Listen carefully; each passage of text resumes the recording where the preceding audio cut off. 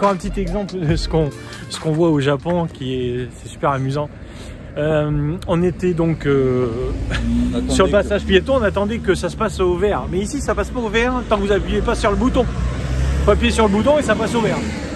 Et donc, je parlais devant la caméra là, pendant un petit moment, et puis à un moment donné, quand il faut avancer, tout est comme ça, c'est-à-dire que le règlement, les choses logiques, ici sont logiques en fait, mais tout n'est pas forcément facile, hein. C'est-à-dire que c'est dur, hein, c'est une vie dure, c'est une discipline, c'est une rigueur. Ça veut dire qu'ici, ils travaillent tout le temps, tous les jours. Ce qu'on a vu comme travaux sur les arbres, ça veut dire que ça, c'est un travail de génération en génération, sans jamais aucune pause. Voilà, tous les jours, il a dit. Hein. On est en train de nous diriger vers la petite gare de Kinashi. Et on va reprendre... On ne va pas être très loin, puisqu'on a fait que tourner autour. Hein. Ouais. On a tourné autour derrière. Ouais, on arrive. Voilà, j'ai un bonbon dans la bouche, parce qu'on n'avait pas mangé. Et du coup, on a pris une petite collation dans le train vite fait. Donc il faut être très propre.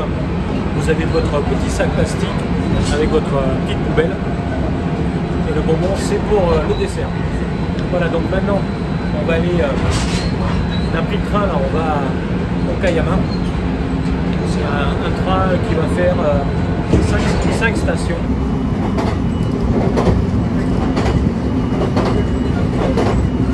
Vous devez découvrir certainement le direct qu'on a fait pendant la nuit avec des gens super sympathiques, c'était vraiment incroyable. Non. Explication directe, démonstration de lettres sur pain noir. On a pris les photos, on connaît le nom du matériel. On va montrer les photos pour avoir le matériel qu'on a vu. Et on veut travailler avec ce matériel. À chaque fois que le contrôleur y passe, à chaque fois il nous salue. C'est un truc de fou. Voilà, on est vraiment pas... Enfin moi je suis dépaysé totalement.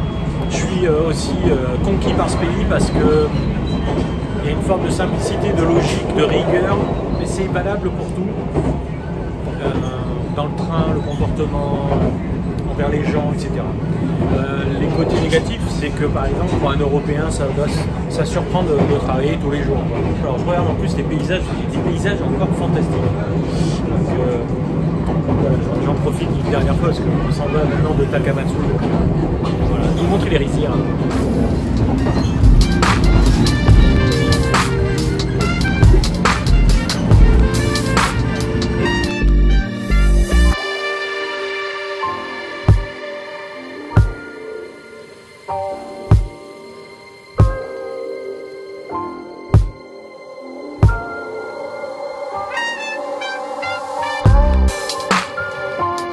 Alors on se retrouve à Okayama, on est en partance pour Kyoto, on va prendre le Shinkansen, il y en a un qui arrive là juste derrière nous là, vous voyez.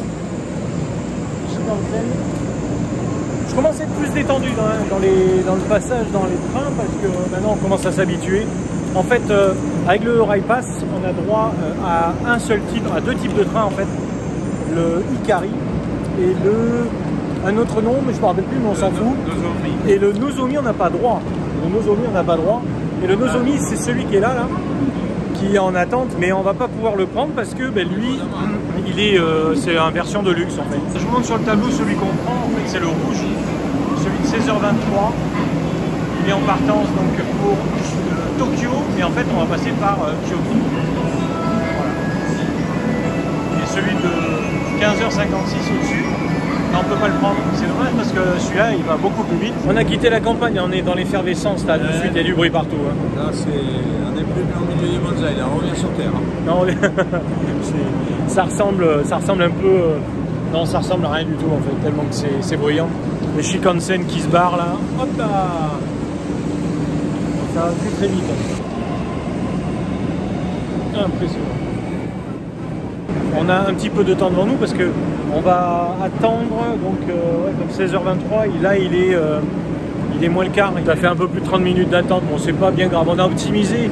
Franchement, si on était parti un peu plus tard de Kinashi, on aurait eu quelques soucis ici, on aurait couru, je voulais pas qu'on court ici parce que bon, je m'habitue au train, ça commence à aller maintenant tout seul, mais faut se méfier quand même. Faut se méfier de ne pas se gourer.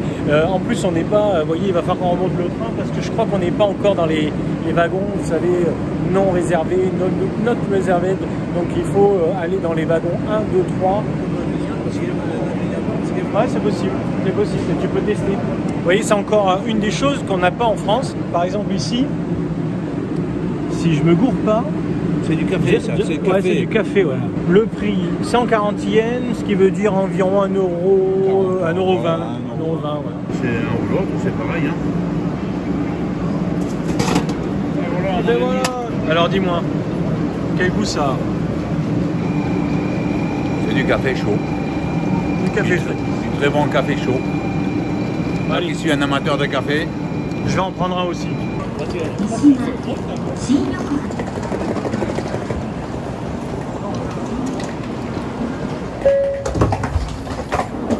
On vient d'arriver à Kyoto et on est en train de rejoindre notre hôtel. Alors la gare de Kyoto, c'est juste derrière nous là, vous voyez. Super grande gare, hein. J'ai même pas pu sortir la caméra, c'était même pas la peine. Il y a tellement de monde. On va faire 12 petites minutes de marche. En même temps, on va pouvoir voir un petit peu le quartier. Et je prends mes mauvaises habitudes à marcher à droite.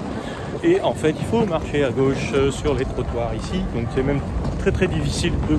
Voilà, je traverse. Mais à Kyoto, regardez. Hop, ici. Hein, bien sûr, il y aura la take antenne. Il y aura peut-être un direct ce soir si on est installé, qu'on est posé tranquille. Moi j'ai envie de déjeuner, de prendre quelque chose. Gabi n'a pas trop faim. On fait que bouffer ici. On fait que bouffer. N'importe quelle heure. On tombe sur un truc énorme. Attendez, pour une fois que j'en vois une manifestation japonaise. Je vous montre ça de suite. Ça c'est pas commun quand même. Voilà ce que c'est qu'une manifestation japonaise, vous voyez. Ça fait du bruit. Par contre, c'est super calme. Je sais pas si tu sais ce que c'est ce drapeau.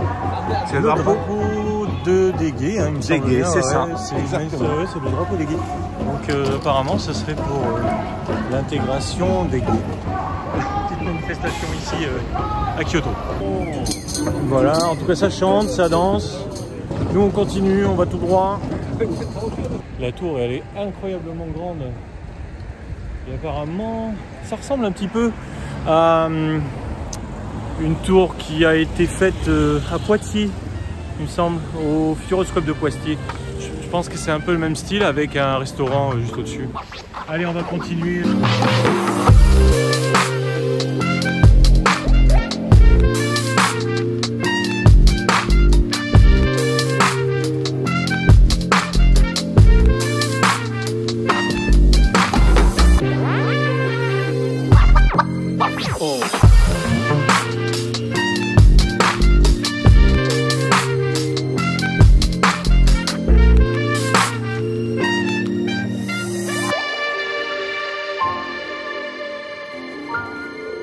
Regardez un petit peu la tête de notre hôtel, Ryukan.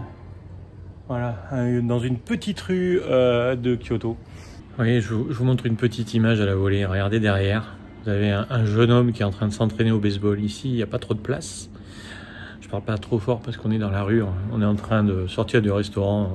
On a fait une petite virée ce soir pour manger un petit truc. Il est 20 h. Donc tout le monde ici s'est couché ou est rentré. Et derrière, le jeune, là, il s'entraîne au baseball. Vous voyez, je trouve ça génial. C'est ce qu'on peut voir partout au Japon. Vous avez tout un tas de scènes que vous ne verrez jamais ailleurs.